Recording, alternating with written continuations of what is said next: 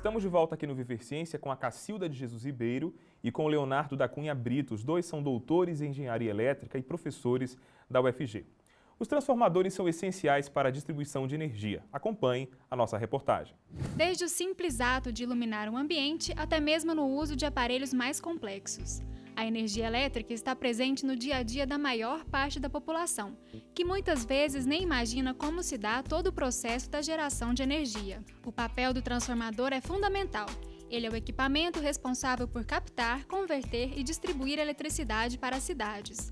Atualmente, a CELG utiliza 23 transformadores de alta potência na geração de energia em Goiás. Entra energia elétrica no transformador, essa energia é convertida em energia eletromagnética e no secundário, na saída, que é o terminal onde vai ser conectado os clientes, também tem energia elétrica. O fato de ter energia elétrica na entrada e na saída o caracteriza como um equipamento e não como uma máquina elétrica. Diferentemente de um motor elétrico, que é uma máquina. Entra a energia elétrica e sai outra forma de energia. Importante e caro. Um transformador com defeito gera muitos transtornos financeiros e técnicos. Uma manutenção pode ser programada, mas quando se trata de queima por conta de fenômenos naturais, tudo se complica. Por isso, a inspeção é tão importante, para acompanhar o funcionamento do equipamento. O transformador ele é um equipamento. Dentro dele, o mecanismo de funcionamento, ele tem várias outras grandezas que precisam ser monitoradas, como, por exemplo, o óleo isolante. A equipe de manutenção, periodicamente, ela faz coleta e análise desse óleo para verificar o estado de vida útil desse equipamento. Certo? Quando se detecta algum problema interno, já são tomadas as providências para manutenção, ou até substituição do transformador. A cada ano aumenta a demanda de distribuição. Logo, instalar novos transformadores será fundamental para o suporte. A energia elétrica hoje para nós é de suma importância. Diga-se de passagem, a gente sabe que um país desenvolvido ele tem que ter energia elétrica e indústria, onde as duas estão diretamente correlacionadas. Então, no caso de Goiânia, há um benefício muito grande devido à localização estratégica do estado. Frente aí é uma análise prospectiva, ferrovia Norte-Sul chegando, isso aí vai ser um motivo impulsionador, motivador para a vinda de indústrias e, consequentemente, uma maior expansão do parque de subestações para estar atendendo essa demanda. E a gente continua então falando deste assunto.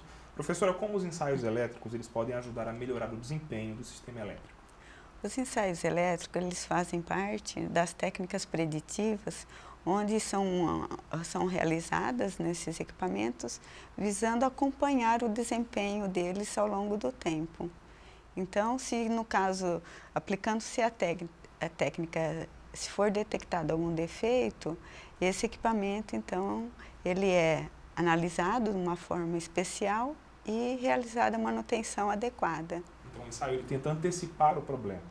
Isso, diagnosticá-lo e procurar uma solução para que ele não venha a causar transtornos maiores.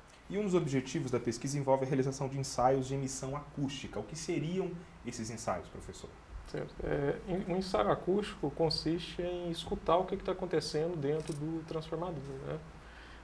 Nós posicionamos sensores acústicos, ultrassônicos, né, na superfície externa do transformador, de forma que, com um equipamento específico ligado a esses sensores, a gente consegue capturar os ruídos que estão sendo gerados dentro desse transformador. Basicamente, existem dois tipos de ruídos. Ruídos mecânicos naturais do transformador, um deles é até a própria ventilação do transformador, né, que gera um certo ruído. Você tem lá parafuso solto, alguma coisa nesse sentido, ruídos mecânicos em geral. A gente tem também um ruído muito característico, com características muito peculiares das descargas parciais, que é o que a gente monitora para tentar evitar que essas descargas parciais se transformem em descargas completas, né, descargas totais. Então, basicamente é escutar o que tem dentro desse transformador, colher esses dados brutos, processar esses dados brutos com os nossos algoritmos próprios, né, para retirar daquela montanha de dados ali, alguma coisa que seja significativa, alguma coisa que remeta à descarga parcial, para evidenciar a presença dessas descargas ou, na melhor das hipóteses, né, evidenciar que não existe descargas parciais dentro daquele transformador. Professor, e o que são as redes bayesianas e qual é o papel delas na pesquisa? Assim, depois de obter os dados brutos, processar esses dados, gerar alguns valores significativos que me dizem qual é a duração dessas descargas parciais, qual a intensidade dessas descargas parciais, nós incluímos ainda essa ferramenta, essa rede bayesiana, né, para fazer a classificação dessas descargas, para dizer se tá bom, se está ruim. Normalmente a gente usa 4 classificações, A, B, C, D, onde A é a ausência total de descargas parciais, até a D, que diz que existe uma quantidade muito grande de descargas parciais e é preciso tomar uma ação preventiva mais contundente, né? A rede bayesiana ajuda nisso, né? Ela é uma ferramenta computacional probabilística, né, que é composta por variáveis. Essas variáveis podem ser do tipo causa ou podem ser do tipo efeito, né? E ela é composta também pela relação de dependência condicional entre essas variáveis. Ou seja, nós podemos oferecer à rede bayesiana, a esse modelo, né, computacional, algumas evidências. Olha, a descarga parcial, a contagem de descargas está nesse nível, o período de duração, o tempo de duração delas está nesse valor, e a intensidade delas está nesse valor. O que ele vai nos dar? Uma probabilidade de a classificação ser boa, ou ser moderada, ou ser muito ruim. Ou seja, a rede bayesiana vai nos ajudar a diagnosticar a saúde do transformador, indicando para cada uma dessas classificações uma ação preventiva adequada para aquele caso especificamente.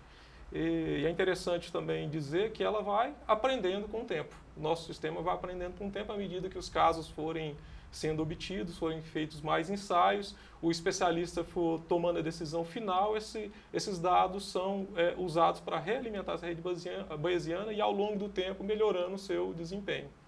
Uma pergunta que sempre nós fazemos aos pesquisadores é esta que eu vou fazer agora para a senhora, e eu gostaria de saber qual é o maior desafio da pesquisa. Nós pretendemos aperfeiçoar esse sistema especialista de forma que ele associe diferentes técnicas preditivas e consiga e proporcione no final uma tomada de decisão mais precisa e mais eficiente. Ok, nós vamos para um rápido intervalo e em seguida continuamos o nosso bate-papo. Daqui a pouco no Viver Ciência, nossos entrevistados respondem a perguntas de quem trabalha com transformadores elétricos. E você vai saber como funciona o programa de pós-graduação em Engenharia Elétrica da Universidade Federal de Goiás.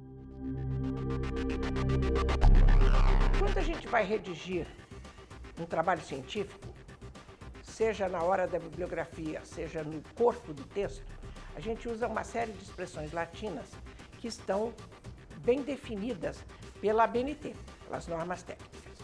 A primeira delas é o id e ibidem. Id significa o mesmo. Ibidem é o mesmo, de novo. Você está repetindo que é a mesma citação. Então, quando eu cito, por exemplo, um texto, por exemplo, de Marx, e eu cito ele de novo, em vez de eu falar Marx pela segunda vez, eu digo id, ou seja, o mesmo texto do mesmo autor. E ibidem é quando eu faço isso pela terceira ou pela quarta vez. Et ali é quando eu vou fazer a citação e eu digo assim, este texto é do Florestan Fernandes, vírgula, Florestan, et ali. Significa que tem uma série de outros autores que não são autores principais. São vários outros autores que fazem parte. Então, eu uso o nome do autor principal e dos outros, em vez de eu citar cada um, eu cito et ali. E os outros? Né? Significa que ele não escreveu aquele trabalho sozinho. Ipsis literis é um outro que se usa muito.